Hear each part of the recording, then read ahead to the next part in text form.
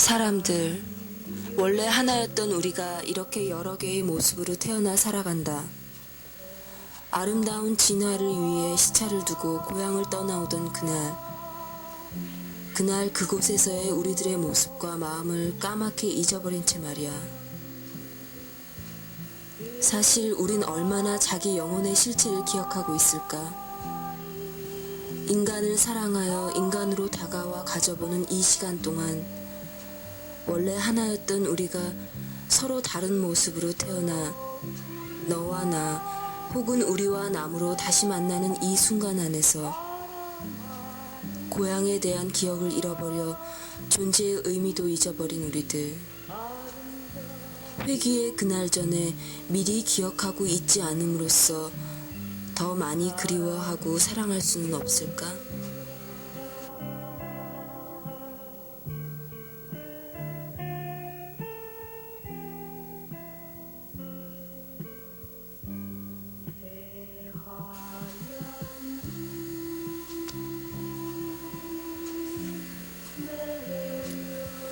인식하거나 기억하지도 못하는 우리들의 행동과 삶의 모습을 보면서 그들 앞에 잊지 마세요란 말을 건넨다는 것은 정말 무리한 일일지도 몰라.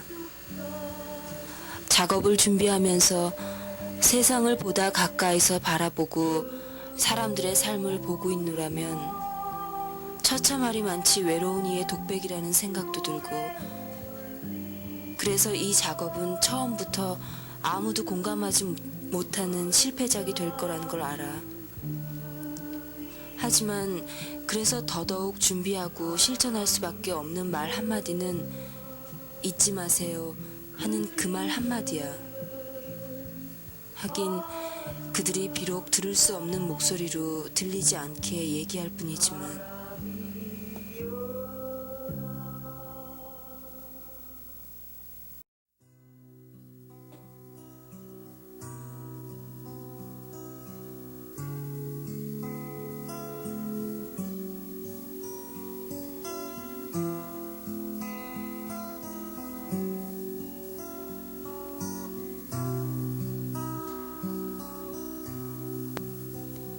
나의 노래는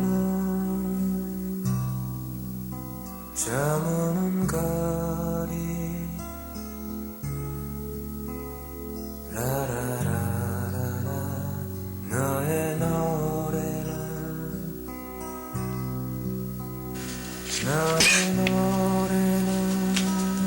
사람들은 늘 자신을 생각하면서 자신이 하고픈 것 안에서 사랑이나 선을 찾곤 하지. 언제나 그렇듯 사람들은 사랑하고픈 것만 사랑하며 행동하고픈 것만 행동해. 그래서 자신의 이기심의 전제 안에서 사랑하고 봉사하지. 하지만 선이나 의를 위해 자기를 버리지는 못한다고 해도 그 조그마한 이기적 사랑의 불씨가 영혼을 기억하는 시작은 될 거야.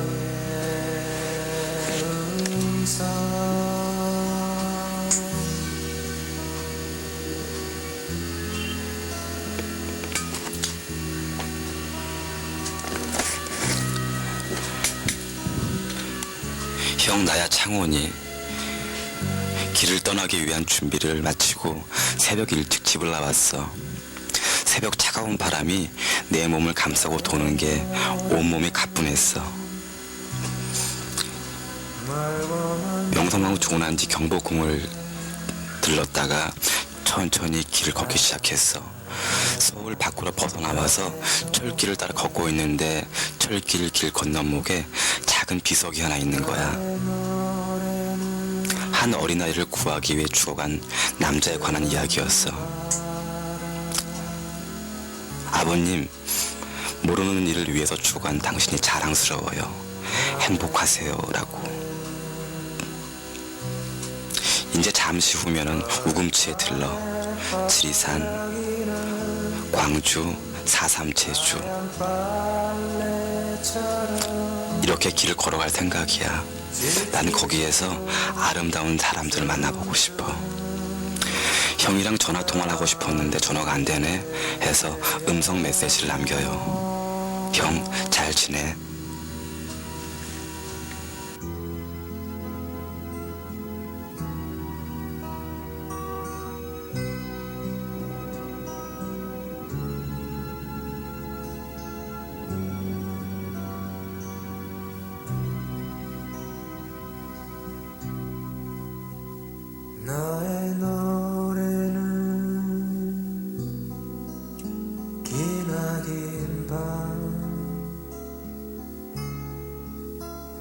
라라라라라 너의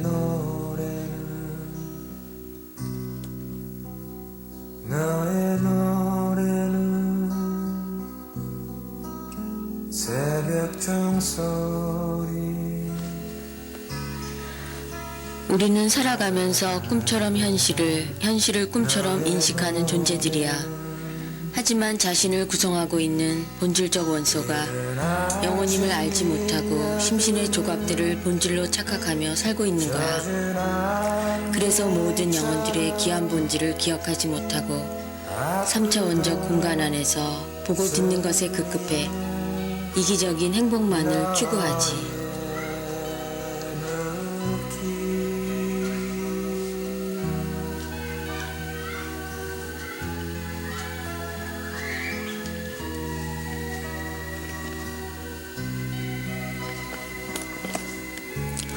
나야.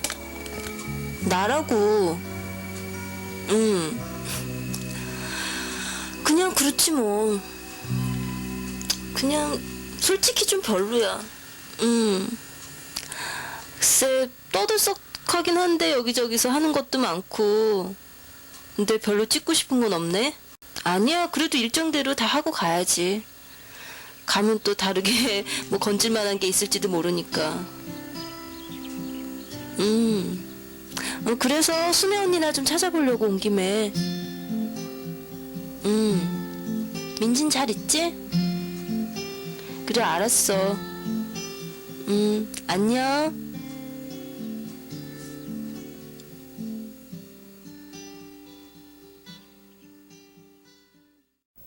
그들이 떠나온 하늘에 대하여처럼 이 작업은 우리가 뿌연 창을 통해 바라보는 불순함과 어리석음을 문을 열고 바라보는 훈련이며 시각의 전환이 되었으면 해. 눈으로 보던 것을 눈을 감고 보고 귀로 듣던 것을 귀를 막고 들으며 정신이라는 뇌세포로 인지하던 것을 영혼으로 인지하는 작업의 징검다리 작업이 되었으면 하고 말이야.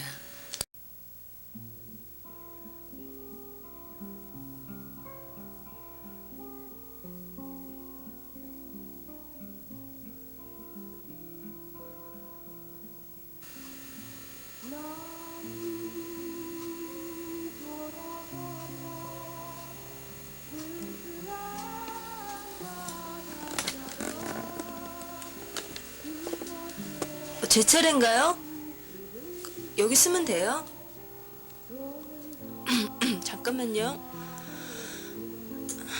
이제 할게요. 제가 찾는 사람은 김순애 씨입니다. 헤어진 건 76년도인 것 같고요. 그때 순애 언니가 18이고 전 14살이었어요. 노동하시던 부모님이 사고로 돌아가시고 저희가 7남매인데 7남매만 남아서 정임 언니랑 오도가도 못하고 방을 구하러 다닐 때 저희를 보살펴준 언니거든요. 정임 언니랑 저희 동생들 보고 아무도 방을 내주지 않고 문전박대할 때 순애 언니가 우연히 저희를 보고 자기 집에라도 가서 같이 지내자고 해서 상계동 쪽으로 가게 됐어요. 불암산 밑에 재헌국민학교 쪽에 작은 문방구가 있었고요. 그 뒤쪽에 판잣집이었는데 단칸방에서 구로동 공장에 출퇴근하는 언니였어요. 마침 주인이 없이 새들어 사는 방이어서 주인 눈치를 볼 필요는 없었는데 그래도 그 조그만 방에 혼자 살기도 불편한데 싫은 표정도 하나도 안 보이고 우리 남매 7을 모두 한 방에 데려다가 그 겨울을 났거든요. 막내는 4살이었고요. 맞은 정임 언니는 순애 언니 소개로 공장에 나갔지만 그래도 8 식구의 생활이란 게 늘 부족한데 순애 언니는 자기 먹을 건 챙기지도 않고 우리 동생들만 주고 그랬거든요. 동생들이 춥다고 이불 싸움 하다가 저나 정임 언니한테 야단이라도 맞아 울면 순애 언니가 먼저 나서서 덮어주고 아랫목에도 뉘고 언니랑 저를 오히려 야단쳤어요. 네, 넷째 동생이 집 앞 가게에서 빵을 훔쳐 먹다가 주인 아저씨한테 잡혀서 집에까지 온 적이 있었어요. 정임 언니는 없었고 저는 무서워서 나가지도 못하고 숨어버렸는데 마침 아파서 공장에 못 나가고 쉬고 있던 순애 언니가 막 달려나가서 아저씨한테 죄송하다고 비는 거예요. 그리고 들어와서는 제가 우는 거 보고 같이 막 울잖아요. 넷째 동생한테는 한마디 야단도 안 치시고 그냥 너희 같은 아이들이 행복하게 살았으면 좋겠다고만 말하면서. 정임 언니가 지난해 세상을 떠났어요. 25년 동안 상계동에서의 그 겨울을 잊지 못하고 늘 순애 언니 얘기를 했어요. 꼭 찾아서 은혜를 갚아야 된다고요. 아니면 다른 사람한테라도 꼭 언니의 은혜는 보답해야 된다고. 20년 전인가 우연히 광주에서 부딪혔는데 그저 눈인사만 하고 가시더래요. 정임 언니 이름은 기억하실 거예요. 키가 적었고 좀 통통한 편이었거든요.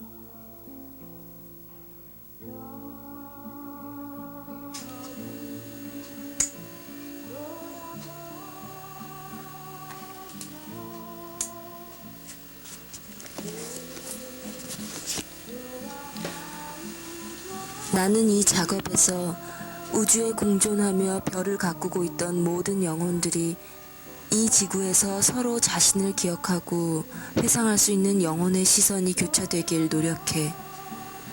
그러면 우리가 보고 듣고 생각하던 3차원적 갈등과 선입견, 고통과 욕심, 그리고 편애와 미움이 모두 한갓 부질없는 찰나임을 발견케 될 것이니까.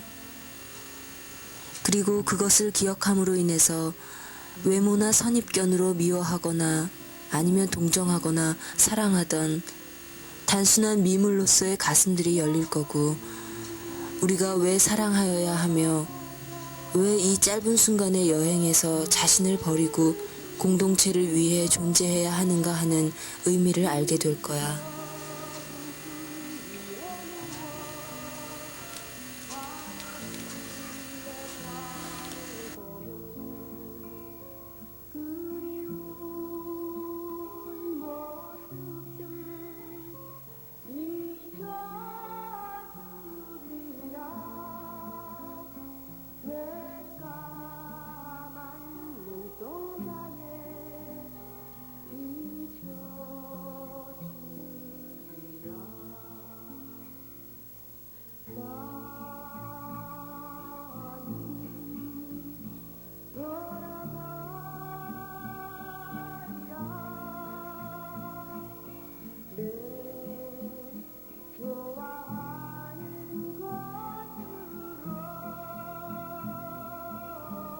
오늘 이 작업을 통해 우리들 중 몇 사람만이라도 이제까지의 왜곡된 오감을 던져버리고 모두 다 하늘같이 귀하고 아름다운 영혼들임을 발견했으면 좋겠어.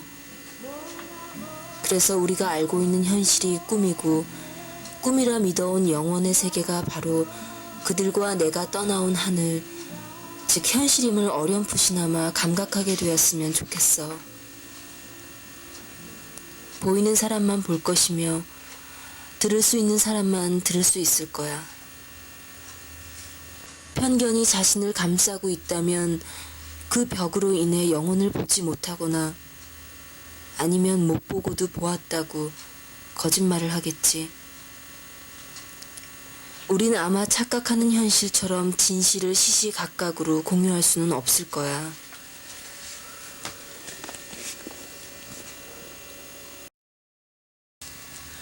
우리가 떠나오던 날 우린 이 여행의 짐을 꾸리면서 자신을 버리고 희생하고자 미물적 속성을 즐겨 짊어졌고 그 순간에 우린 이미 회상의 능력을 소실했을지도 몰라. 하지만 인간의 능력 안에 담긴 영혼의 존재는 죽음이 없는 우주 안에서 기억할 사랑마저 벗어두고 온 것은 아닐 테니까.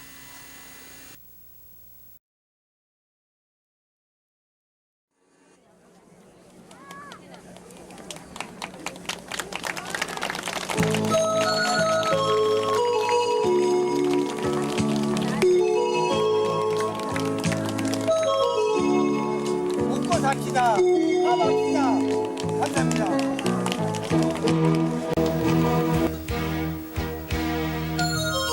나 혼자 이렇게 앉아 있어도 그 사람 오지 않네. 이곳에 와서 만난 그 사람 지금은 왜 못 오시나. 희미한 불빛 카페에서 남은 술잔에 던져버린 나의 모습 받아버린 나기에 잊을 수 없어. 그 추억 그 순간 사랑의 미련이여라.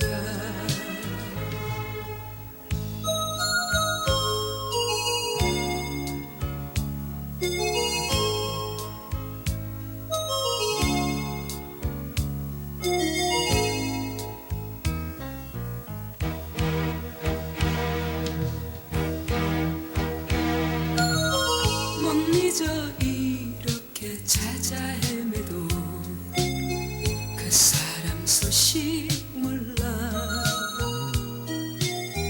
나 항상 너를 생각하지만 내 모습 보이지 않네. 희미한 불빛 카페에서 나는 술잔에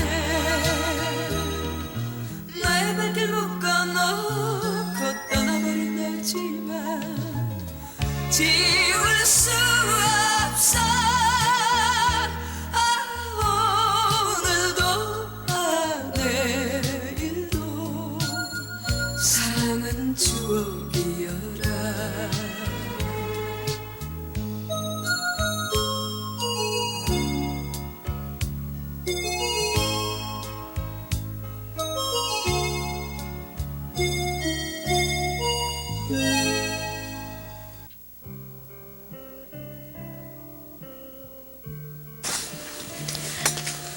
이거 한번 읽어보실래요? 어느 광주분이 쓴 글인데.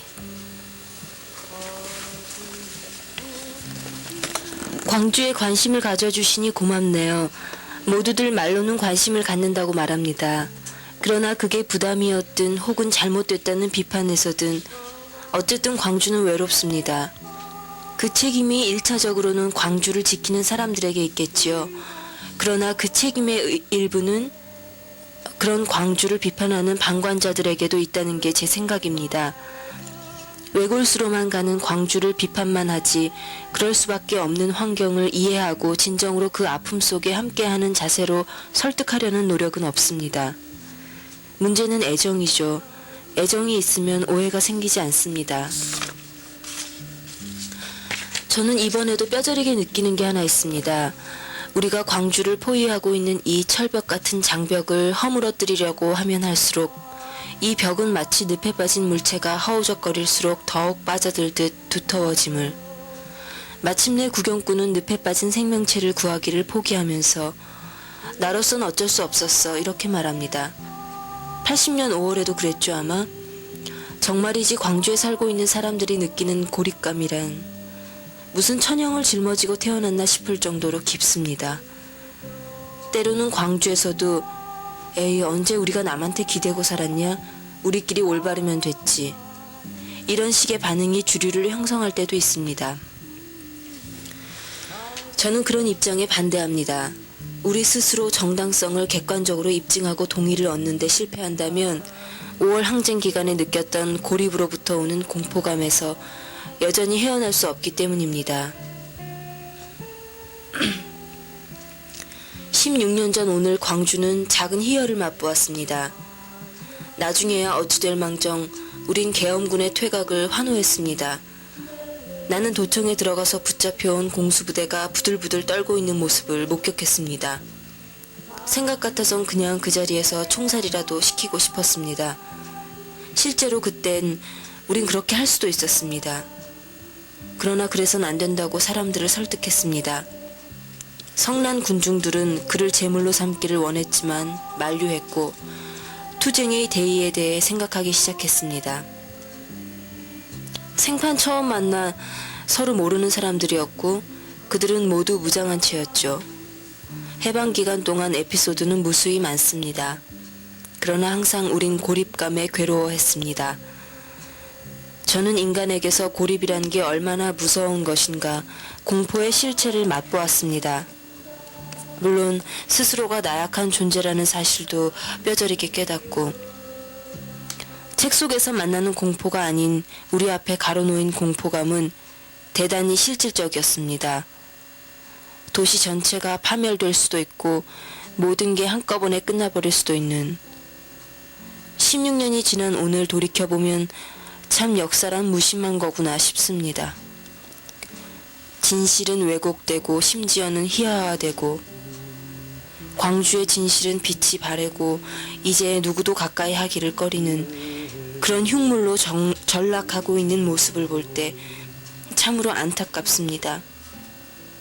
사람들은 그걸 원합니다. 진실을 원하는 게 아니라 재미를 원하고 뚜렷한 논리적인 상징을 원하고 그런 식으로 투쟁의 진실은 형해화되고 이제 모두 등을 돌리고 있습니다. 80년 5월 고립된 광주에서 느끼는 공포감이 다시 느껴집니다. 개인적으로 저는 10수년간을 그 문제에 매달려 왔습니다. 고립은 공포다. 어떻게든 고립되지 않아야 한다. 그건 우리에게 논리가 아니라 생존의 문제다. 그 점에서 저의 기준은 분명합니다. 내부건 외부건 결과적으로 고립을 초래하는 행위를 하는 자는 죄악을 저지르는 것이라고. 제게 정의란 그렇게 중요하지 않습니다. 정의가 고립을 해소시켜 줄 수 있을 때 중요하다고 생각합니다. 아직까지는 정의가 그런 역할을 할 수 있을 것이라는 믿음이 있기 때문에 저는 정의를 지키려고 노력합니다. 그러나 정의가 그 자체로서 외롭고 고립을 초래하는 것이라면 저는 언제라도 변절을 각오하고 있습니다. 참으로 오랜만에 이런저런 문제를 생각해 보는군요. 예기님의 끊임없는 진지함에 이끌려 새삼 이런 상념을 떠올려 보았습니다.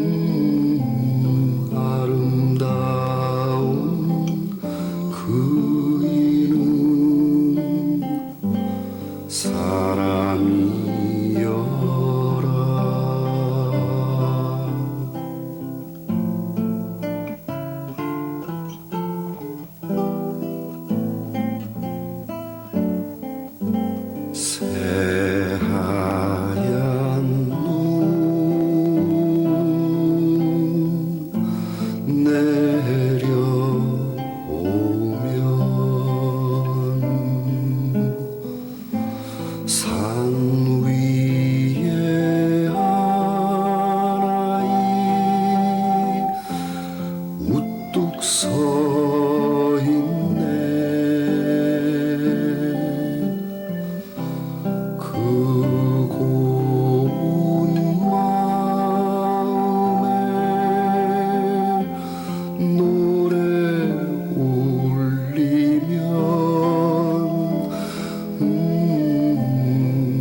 아름다운 그 이름 사람이여라. 그 이름 아름다운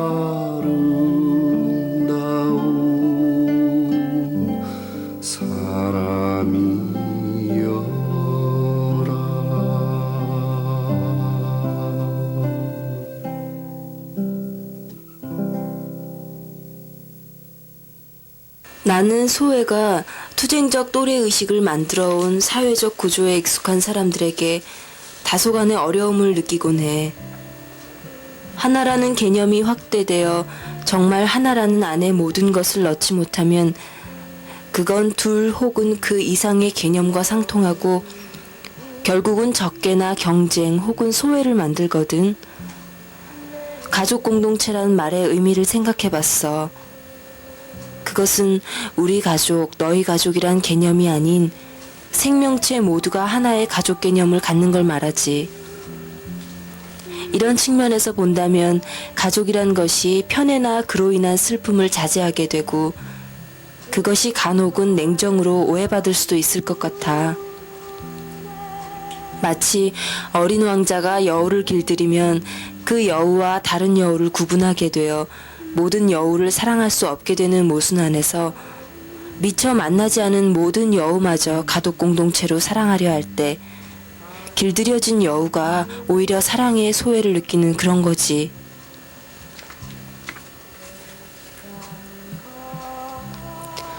우리가 이제 살면서 기억해야 할 것은 서로를 마주할 때 욕정의 재물인 심신의 오감으로 보지 않고 본연의 영혼을 만나는 훈련이야. 일상의 사람들은 마치 신 레드라인에 나오는 전장 속 군인들의 모습과도 같아. 고향을 그리면서도 늘 고향과 멀어져 가는 거야. 그들의 영혼은 과연 기억 잃은 자신의 육신을 어떻게 다시 만날까? 하지만 가끔씩은 외쳐봤으면 좋겠어. 잘 지내고 계신가요? 마치 와타나베 히로코처럼.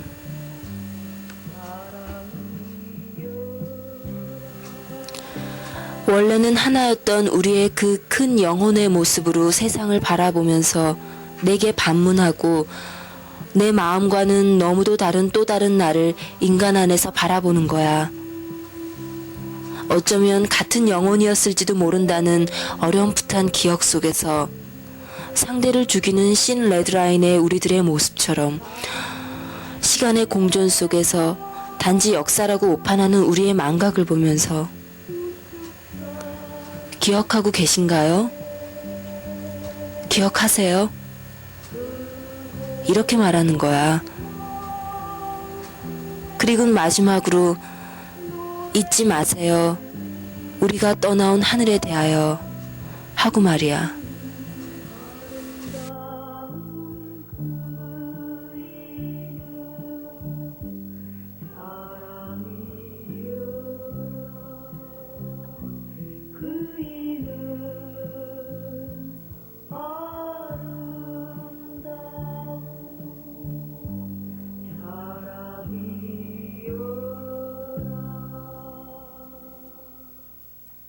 나야. 잘 지냈어? 지금 올라가려고 표 끊었어. 좀 피곤하네. 촬영? 그냥 내가 찍으려고 계획했던 부분에서는 실망이 큰데 다른 부분에서는 수확이 컸어. 올라가서 얘기할게. 그렇게 궁금해? 요점만 말하면 지금 올라가면 아마 이번 작업 방향 자체를 바꾸려고 해. 그냥 뭐랄까 작아 보이지만 정말 아름답게 그리고 선하게 살아가는 사람들 속에서 삶의 가치를 찾아보고 싶어졌어. 그런 사람들이야말로 내 필름에 담아야 될 주인공들이 되어야 하지 않을까. 뭐 그런 생각들이지 뭐. 만나면 내가 만났던 그 사람들 얘기해줄게. 분명 내 주변 어딘가에도 이런 사람들이 있었을 텐데 여기 와서 보이기 시작한 거 보면 광주의 미덕이 그런 데 있는 거 아닌가 싶네. 피곤하니까 횡설수설하는 것 같아. 그럼 서울에서 만나. 끊을게. 고마웠어 나 지금 너에게 미안해하고 있어. 그토록 아름다웠던 우리의 사랑은 영원하리. 멀리 있어도 지금 빛나는 저 별처럼 I will give you everything your heart wishes for. To the day we all go, I just want you to know. 잊혀질 때까지는 널 사랑할게. 내가 할 수 있는 마지막인 걸. 아주 가끔 그때로 돌아가고 싶다고 생각했지. 바보처럼 날 사랑해줬던 날 보고 싶어라. 너의 환한 미소 어쩌다 내가 아프면 나보다 더 아파했었던 내 친구. I will give you everything your heart wishes for. To the day we all go, I just want you to know. 잊혀질 때까지는 널 사랑할게. 내가 할 수 있는 마지막인 걸. 너를 위해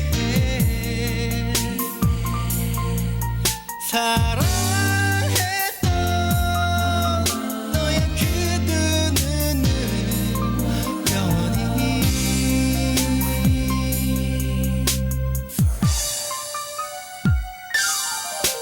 And I will give you everything your heart wishes for. To the day we all go, I just want you to know. 잊혀질 때까지는 널 사랑할게. 내가 할 수 있는 마지막인 걸. 잊혀질 때까지는